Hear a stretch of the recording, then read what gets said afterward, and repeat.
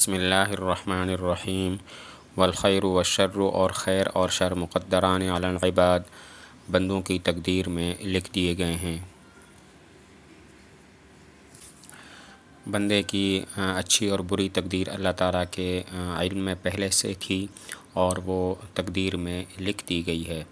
اللہ تعالیٰ کے علم میں تھا کہ بندے کو اختیار دیں گے تو وہ بندہ اپنے اختیار سے یہ کام کرے گا، یہ اللہ تعالیٰ کا علم ہے، اور اللہ تعالیٰ نے لکھ دیا کہ یہ بندہ اپنے اختیار سے یہ کام کرے گا۔ تو باقی الخیر اور الشر، اس کا تعلق جو ہے وہ بندے کے خواہش نفس اور مزاج کے ساتھ اس کا تعلق ہے کہ اگر اللہ تعالیٰ کا کوئی فیصلہ بندے کے نفس کی خواہش کے مطابق ہو تو اس کو کہتے ہیں تقدیر خیر، اور جو فیصلے نفس کی خواہش کے خلاف ہوں اس کو کہتے ہیں تقدیر شر۔ ورنہ اللہ تعالیٰ کے سارے فیصلے اپنی ذات کے اعتبار سے خیر ہی ہوتے ہیں، یہ انسانی خواہشات کے مطابق یا مخالف ہونے کی بات ہے۔ اگر خواہش نفس کے مطابق ہو تو وہ تقدیر خیر کہلاتی ہے، اور اگر خواہش نفس کے خلاف ہو تو وہ تقدیر شر کہلاتی ہے۔ والاستطاعت، اور وہ استطاعت التی یجب بها الفعل، کہ جس کی وجہ سے فعل واجب ہوتا ہے، من نحو التوفیق، یعنی توفیق جیسا کہ توفیق الذی لا یجوز ان المخلوق به، کہ جائز نہیں ہے کہ متصف کیا جائے مخلوق کو اس کے ساتھ، تکون مع الفعل، یہ فعل کے ساتھ ہوتی ہے۔ وَأَمَّا الاستطاعت، اور بہرحال استطاعت من جہت الصحت والوسع والتمکین وسلامت الآلات، تندرستی کی جہت سے اور گنجائش کی جہت سے اور قدرت ہونے کی جہت سے اور آلات کی سلامتی کی جہت سے، فہی قبل الفعل، تو وہ فعل سے پہلے ہوتی ہے۔ وبہا یتعلق الخطاب، اور اسی کے ساتھ متعلق ہوتا ہے خطاب، وہی کما قال تعالی، اور وہ ایسے ہے جیسا کہ اللہ تعالیٰ نے فرمایا، لا یکلف اللہ نفسا، اللہ تعالیٰ مکلف نہیں بناتے کسی نفس کو، الا وسعہا، مگر اس کی طاقت کے بقدر۔ اس عبارت کی وضاحت یہ ہے کہ استطاعت کی دو قسمیں ہیں، نمبر ایک توفیق کا ملنا، اور نمبر دو صحت و سلامتی اور اسباب و آلات کا میسر ہونا، حاصل ہونا۔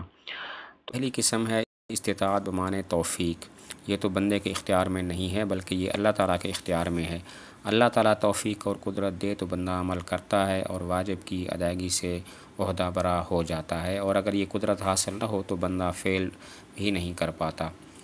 تو ایسی استطاعت فعل کے ساتھ ملی ہوئی ہوتی ہے، تو اس استطاعت کا ایک نام ہے توفیق کا ملنا۔ اور جو دوسری قسم ہے صحت و سلامتی اور اسباب و آلات کا میسر ہونا، تو اس پر جو ہے تکلیف کا مدار ہے۔ اللہ تعالیٰ انسان کو مکلف تب بناتا ہے جبکہ وہ اسباب و آلات بھی میسر ہوں، جیسا کہ ارشاد باری تعالیٰ ہے، وَلِلَّهِ عَلَى النَّاسِ حِجُّ الْبَيْتِ مَنِ اسْتَطَاعَ إِلَيْهِ سَبِيلًا۔ تو یہاں پر جو استطاعت ہے اس کا مطلب ہے آلات کی سلامتی کا میسر ہونا اور تمام اسباب کا حاصل ہونا، تب کہیں جا کے حج اس پر فرض ہوتا ہے۔ تو اگر حج سے پہلے انسان کے پاس سفر کے اخراجات نہیں ہیں، گھر والوں کے لیے نان نفقہ نہیں بچتا، تب اس پر حج فرض نہیں ہوگا۔ اگر بچ جاتا ہے اور سفر کے اخراجات بھی پورے ہوتے ہیں تو پھر اس پر حج فرض ہے۔ تو استطاعت کی جو دوسری قسم ہے یہ تکلیف کا مدار ہے، پہلی قسم تکلیف کا مدار نہیں ہے۔ افعال العباد، اور بندوں کے افعال، ہی خلق اللہ، وہ اللہ تعالیٰ کی مخلوق ہیں، وکسب من العباد، اور کسب کرتا ہے بندوں کی طرف سے۔ بندوں کے جتنے بھی افعال ہیں وہ سب کے سب اللہ تعالیٰ کی تخلیق ہیں۔ بندوں کا اس میں جو عمل دخل ہے وہ کسب کے ساتھ ہے، کسب کے لحاظ سے ہے، خلق کے لحاظ سے نہیں ہے۔ بندوں کے افعال اللہ تعالیٰ کے پیدا کرتا ہیں لیکن کسب بندوں کا ہوتا ہے۔ اب بندوں کے افعال دو قسم کے ہیں، اچھے اور برے۔ تو برے جو افعال ہیں وہ اگرچہ اللہ تعالیٰ کی تخلیق ہیں لیکن وہ تخلیق بری نہیں ہے، بالکل ایسے ہی جیسا کہ ایک طبیب ہوتا ہے، وہ زہر بھی بناتا ہے اور خمیرہ دوائی بھی بناتا ہے، لیکن وہ ساتھ یہ بھی کہہ دیتا ہے کہ یہ جو دوائی ہے اس کو کھانا ہے اور اس زہر کو نہیں کھانا۔ لیکن اگر کوئی شخص زہر کھا لیتا ہے اور پھر طبیب کو، ڈاکٹر کو الزام دیتا ہے کہ چونکہ اس نے وہ زہر بنایا تھا تو میں نے کھا لیا، اب قصور اس کا ہے، تو یہ کہنا اس کا غلط ہوگا۔ طبیب کا زہر پیدا کرنا ایک حکمت کے مطابق ہوگا، اسی طرح اللہ تعالیٰ کا بندوں کے افعال شر کو پیدا کرنا بھی ایک حکمت کے مطابق ہے۔ مثلا امتحان مقصود ہے، آزمائش مقصود ہے کہ یہ بندہ اپنے اختیار سے اس برے کام سے رکتا ہے یا نہیں رکتا۔ وَلَمْ يُكَلِّفْهُمْ، اللہ نے ان کو مکلف نہیں بنایا، الا ما یطیقون، مگر اس چیز کا جس کی وہ طاقت رکھتے ہیں، ولا یطیقون، اور وہ طاقت نہیں رکھتے، الا ما کلفہم، مگر اس چیز کی جس کی اللہ تعالیٰ نے ان کو جس کا مکلف بنایا، وہو تفسیر، اور یہ تفسیر ہے لا حول ولا قوت الا باللہ کی۔ تو ہم کہتے ہیں لا حیلۃ لأحد، کوئی ہیلہ نہیں کسی ایک کے لیے، ولا حرکت لأحد، کوئی حرکت نہیں کسی ایک کے لیے، ولا تحول لأحد، اور کوئی طاقت نہیں ہے کسی ایک کے لیے، عن معصیت اللہ، اللہ تعالیٰ کی معصیت سے بچنے کی، الا بمعونۃ اللہ، مگر اللہ تعالیٰ کی مدد کے ساتھ، ولا قوت لأحد، اور کوئی قوت نہیں کسی ایک کے لیے، علی اقامت طاعت اللہ، اللہ تعالیٰ کی اطاعت پر قائم رہنے کی، والثبات علیہا، اور اس پر ثابت قدم رہنے کی، الا بتوفیق اللہ، مگر اللہ تعالیٰ کی توفیق کے ساتھ۔ مطلب یہ ہے کہ اللہ تعالیٰ لوگوں کو اتنی بات کا مکلف بناتے ہیں جس کی وہ طاقت رکھتے ہیں، اور اسی بات کی طاقت رکھتے ہیں جس کا اللہ تعالیٰ ان کو مکلف بناتے ہیں۔ لا حول ولا قوت الا باللہ کا یہی مطلب ہے کہ گناہ سے بچنے کا کوئی ہیلہ نہیں، کوئی حرکت نہیں، کوئی طاقت نہیں ہے۔ ہاں اگر اللہ تعالیٰ کی مدد شامل حال ہو پھر بندہ گناہ سے بچ جاتا ہے، اور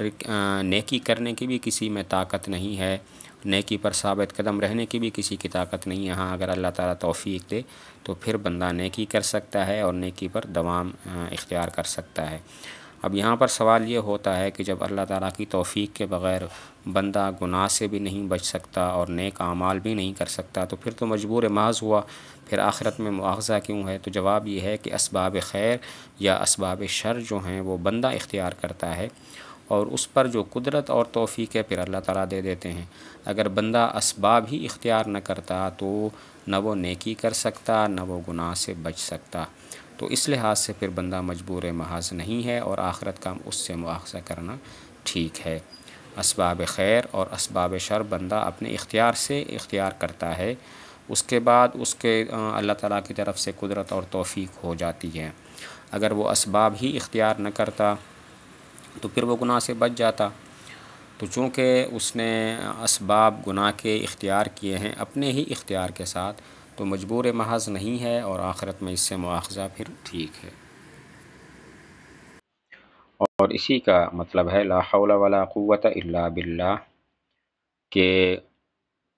گناہ سے بچنے کا کوئی ہیلہ کوئی حرکت وغیرہ نہیں ہے، مگر تب جب اللہ تعالیٰ کی مدد شامل ہو، اور نیکی کرنے کی بھی کسی کے اندر طاقت نہیں ہے مگر تب جب کہ اللہ تعالیٰ توفیق دے دیں۔